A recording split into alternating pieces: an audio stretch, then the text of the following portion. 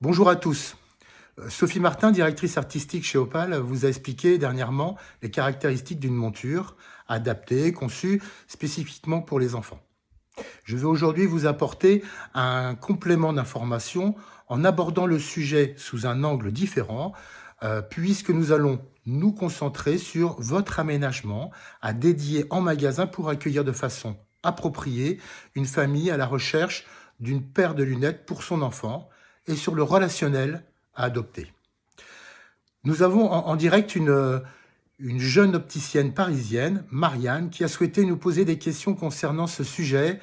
Alors bonjour Marianne, êtes-vous avec nous? Oui, bonjour. Bonjour. Alors, pour commencer, selon un sondage réalisé par un magazine reconnu dans le secteur de l'optique-lunetterie, voici quelques chiffres à retenir. Tout d'abord, 8 opticiens sur 10 déclarent avoir un espace enfant bien identifié et aménagé pour accueillir les petits clients. Cet espace est généralement compris entre 3 et 10 mètres carrés.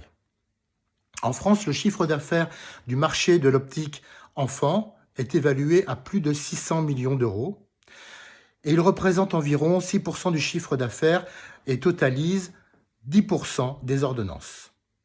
Alors Marianne, est-ce que vous avez une première question à nous poser? Oui, tout à fait. Je compte refaire mon magasin et je me pose la question de savoir où doit se trouver le corner enfant dans mon magasin. Alors, déjà, votre corner enfant, il doit être visible, si possible, de l'extérieur. Il est important aussi de faire un relais en vitrine si vous en avez une. Et cela toute l'année, car même si nous observons un pic des ventes entre septembre et octobre, il n'y a plus vraiment de saison pour vendre des lunettes d'enfant. Ensuite, ce corner doit se situer en dehors de la circulation principale dans votre magasin, à distance des portes d'accès afin d'éviter le risque de sortie des enfants, et le plus éloigné possible de l'atelier pour limiter tout risque d'intrusion dans les espaces dangereux pour l'enfant. Voilà, une autre question, Marianne? Oui, de quoi doit-il se composer au niveau du mobilier? Alors, au niveau du mobilier, tout d'abord, il doit être marqué enfant par la présence de présentoirs, de tables, de chaises colorées, de forme arrondie, dans l'air du temps, afin de proposer un habillage accueillant qui reproduit l'esprit du comme à la maison. Et ce qui va attirer en fait l'enfant, ce sont des livres, ce sont les jeux, ce sont les dessins, ce sont les vidéos. Donc, proposer un maximum de jouets vous permettra, d'une part, d'accueillir et d'occuper les enfants pendant la vente de montures adultes, et d'autre part, en fait, de capter l'attention de l'enfant pendant une vente qui le concerne. Idéalement, votre espace doit aussi avoir une décoration murale, telle que du papier peint avec des formes géométriques ou évocatrices de l'enfance, ainsi qu'un sol spécifique pour une meilleure identification. Et pourquoi pas une chaise haute si vous avez dans votre clientèle des enfants en bas âge. Alors ne pas oublier surtout aussi le miroir qui doit être vertical, où les enfants peuvent se voir et les parents peuvent voir leurs enfants par réflexion. Enfin, il faut faire le distinguo entre les enfants et les ados, voire même les pré-ados, ne supportant pas d'être associés aux enfants. C'est à vous de définir votre cible, mais en règle générale, cet espace concerne les enfants jusqu'à environ 6-7 ans maximum. Bon, voilà. Merci beaucoup. Et Ouais. combien de montures et surtout quel type de monture dois-je avoir dans ce corner enfant? Alors, si vous n'êtes pas un magasin spécialisé en lunettes pour enfants, je crois comprendre que c'est à peu près le cas, il devrait comporter à peu près 10% de la totalité de votre facing. Ensuite, même si les 0-3 ans ne représenteront pas plus de 20% des ventes enfants, il sera nécessaire, afin de confirmer votre professionnalisme, d'avoir quand même un bon choix de monture spécifique pour cette tranche d'âge. Enfin, même si vous avez beaucoup de choix dans les fournisseurs, sachez que les enfants ont tous les super-héros, ils aiment tous les super-héros et ils s'identifient énormément à eux dans leur vie au quotidien. Donc proposer des lunettes comme des marques comme la Reine des Neiges ou comme Star Wars, bah, cela facilitera la vente et l'enfant acceptera beaucoup plus facilement de porter ces lunettes. Alors maintenant, Marianne, on va aborder le sujet de l'accueil de vos petits clients. Bonne idée, avec plaisir. Alors, les premières secondes sont primordiales, car vous le savez, il faut être efficace et ne pas traîner en longueur. De plus, un bon accueil crée un climat de confiance, rassure et facilite les échanges à venir. Donc après avoir dirigé l'enfant et le ou les accompagnants vers l'espace qui lui est dédié dans l'objectif de le tranquilliser, vous serez plus à l'aise pour entamer la discussion. Petit conseil, n'utilisez pas de mots trop techniques, comme par exemple la métropie.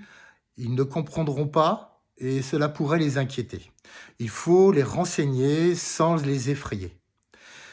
Lorsque vous lirez d'ordonnance aussi, il est primordial de ne porter aucun jugement et de poursuivre votre rôle de guide. Ne pas faire le classique ah oui, quand même. Dans le cas où vous êtes présent, vous avez en présence une très forte amétropie, une très forte correction ou une très forte anisométropie. Il est de bon ton de dédramatiser surtout et puis d'être le plus rassurant possible. Ensuite, je vous invite à vous renseigner sur l'avis de l'ophtalmologiste afin d'en savoir un tout petit peu plus sur le type du défaut visuel, le temps ou la période estimée concernant le port des lunettes et éventuellement la présence d'une pathologie ou non. Excusez-moi, Ouais. j'ai une question. Ah, oui. Dois-je attendre les questions des parents ou dois-je les anticiper? Ah, alors très, très bonne question. Alors toujours dans une démarche de rassurer à la fois les parents et puis l'enfant, surtout si c'est leur première paire de lunettes ou surtout si eux-mêmes ne portent pas de paire de lunettes, il faut que vous anticipiez évidemment les éventuelles questions qui peuvent vous poser, telles que par exemple, quel est le défaut visuel de mon enfant? Va-t-il évoluer? Est-ce que c'est héréditaire ou non? Va-t-il devoir les porter tout le temps et toute sa vie? Quand doit-il les mettre? Est-ce qu'il va s'y habituer facilement?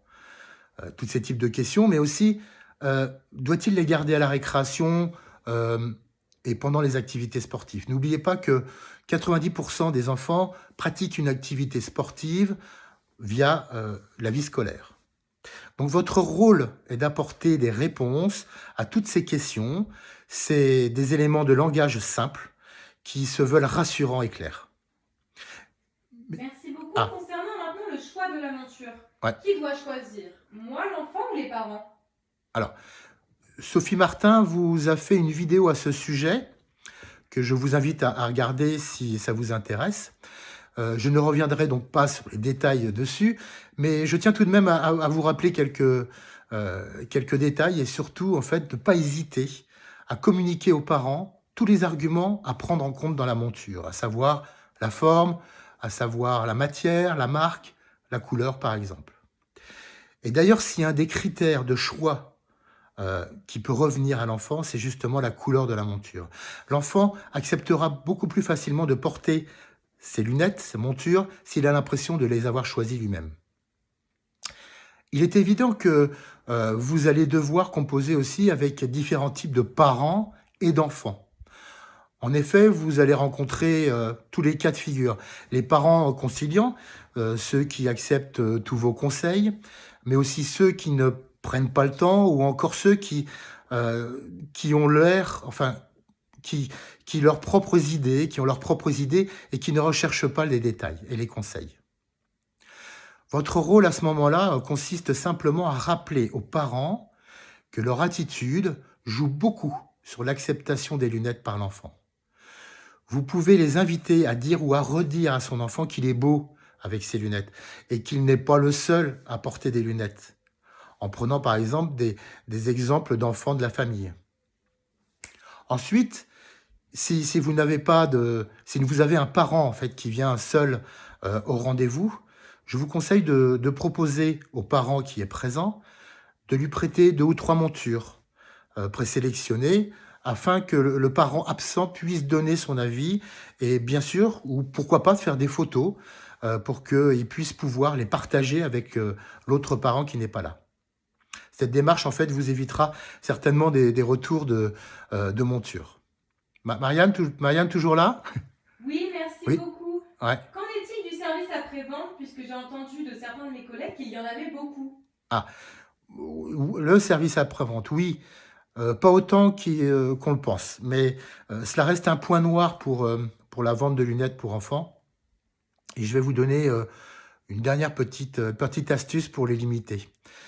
Faites participer l'enfant à un montage de verre, en lui demandant d'appuyer sur le bouton.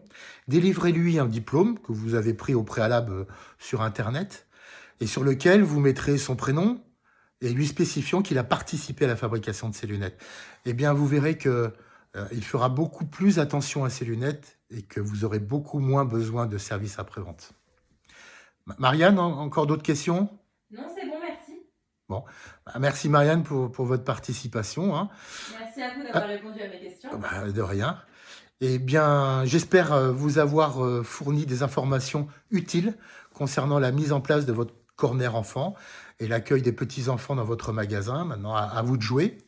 Mais surtout, prenez bien soin de vous et à très bientôt pour la suite des tutos. À très bientôt, merci.